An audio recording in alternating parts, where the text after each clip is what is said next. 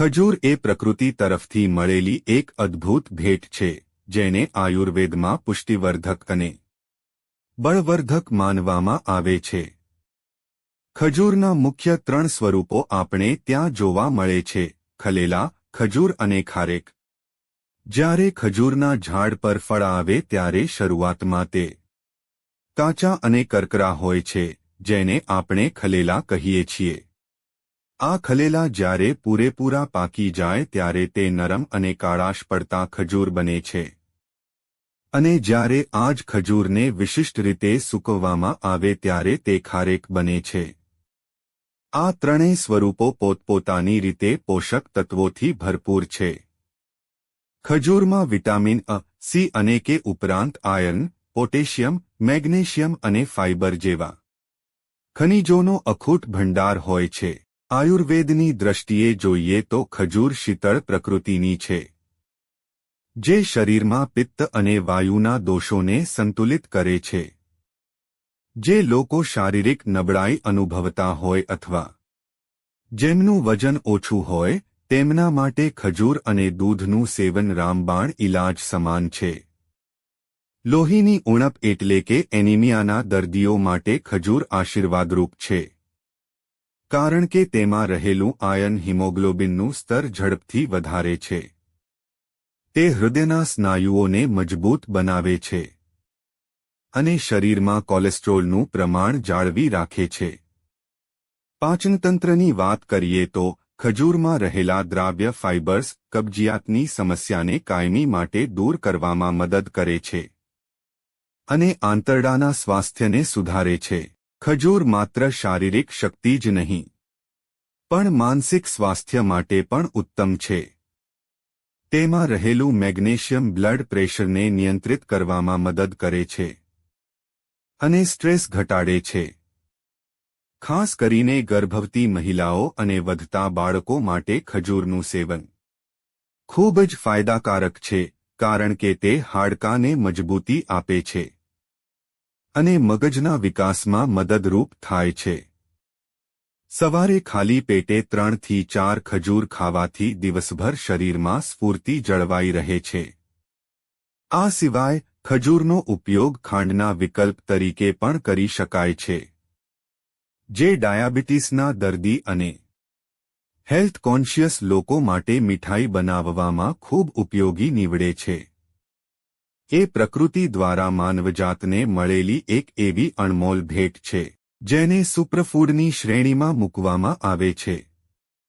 ખજૂરના મુખ્ય 3 સ્વરૂપો ખજૂર, ખારેક અને ખલેલા ખરેખર તો એક જ ફળની વિકાસની અલગ અલગ અવસ્થાઓ છે. જ્યારે આ ફળ ઝાડ પર કાચું અને કરકરું હોય ત્યારે તેને ખલેલા કહેવાય છે, જે સ્વાદમાં થોડા તુરા અને મીઠા હોય છે. આ ખલેલા જ્યારે પૂરેપૂરા પાકીને નરમ અને રસાદાર બને ત્યારે તેને ખજૂર કહેવામાં આવે છે, જે આપણે બજારમાં કાળી કે બ્રાઉન રંગની જોઈએ છીએ. અને જ્યારે આ જ પાકેલી ખજૂરને સૂકવીને કડક બનાવવામાં આવે ત્યારે તે ખારેક બને છે. ખજૂરનો ઇતિહાસ 8000 વર્ષ જૂનો છે અને મધ્ય પૂર્વના દેશોમાં તેને જીવનનું વૃક્ષ માનવામાં આવે છે, કારણ કે રણની ભીષણ ગરમીમાં પણ તે ભરપૂર પોષણ આપે છે. પોષક તત્વોની વાત કરીએ તો ખજૂરમાં વિટામિન કોમ્પ્લેક્સ સી અને કે ઉપરાંત સેલેનિયમ, કોપર, પોટેશિયમ, મેગ્નેશિયમ અને આયર્ન જેવા ખનિજોનો અખૂટ ભંડાર છે. આયુર્વેદ મુજબ ખજૂરની તાસીર ઠંડી, શીતળ અને બળવર્ધક છે, જે શરીરમાં પિત્ત અને વાયુના દોષોને સંતુલિત કરે છે. ખાસ કરીને જે લોકોને હિમોગ્લોબિનની ઉણપ એટલે કે એનિમિયા છે, તેમના માટે ખજૂર લોહી બનાવવાનું મશીન ગણાય છે. ખજૂરમાં રહેલું પ્રાકૃતિક ફ્રુક્ટોઝ અને ગ્લુકોઝ શરીરને તાત્કાલિક ઉર્જા પૂરી પાડે છે. તેથી જ ઉપવાસ તોડવા માટે ખજૂરનો ઉપયોગ કરવામાં આવે છે. પાચનતંત્ર માટે પણ તે અદ્ભુત છે. તેમાં રહેલા ડાયેટરી ફાઇબર્સ કબજિયાતને મૂળમાંથી મટાડે છે અને આંતરડાના સારા બેક્ટેરિયાને પોષણ આપે છે.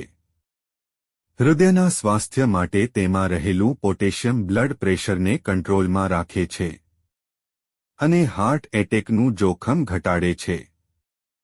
મગજની શક્તિ વધારવા માટે અને અલ્ઝાઇમર જેવા રોગોથી બચવા માટે પણ ખજૂર ખૂબ જ ફાયદાકારક છે, કારણ કે તે મગજમાં થતા સોજાને ઘટાડે છે. પુરુષો અને સ્ત્રીઓમાં પ્રજનન ક્ષમતા વધારવા અને શારીરિક નબળાઈ દૂર કરવા માટે ખજૂરને રાત્રે દૂધમાં ઉકાળીને લેવી જોઈએ. ગર્ભવતી મહિલાઓ માટે છેલ્લા મહિનાઓમાં ખજૂરનું સેવન પ્રસૂતિની પ્રક્રિયાને સરળ બનાવવામાં મદદરૂપ થાય છે.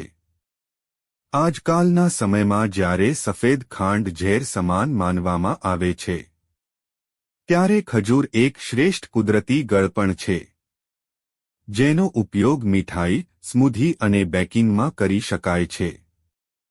જો કે, ખજૂર ખાતી વખતે ધ્યાન રાખવું જોઈએ કે ડાયાબિટીસના દર્દીઓએ મર્યાદિત માત્રામાં જ તેનું સેવન કરવું. રોજની 3 થી 5 ખજૂર ખાવાથી સ્નાયુઓ મજબૂત બને છે, ત્વચામાં કુદરતી નિખાર આવે છે અને વાળ ખરતા પણ અટકે છે. ખજૂરના ઠળિયા પણ નકામા નથી. તેને શેકીને તેનો પાવડર બનાવી ડેટ કોફી તરીકે વાપરી શકાય છે, જે કેફીન મુક્ત હોય છે. આ રીતે ખજૂર એ માત્ર એક ફળ નથી, પણ સંપૂર્ણ સ્વાસ્થ્યની ચાવી છે.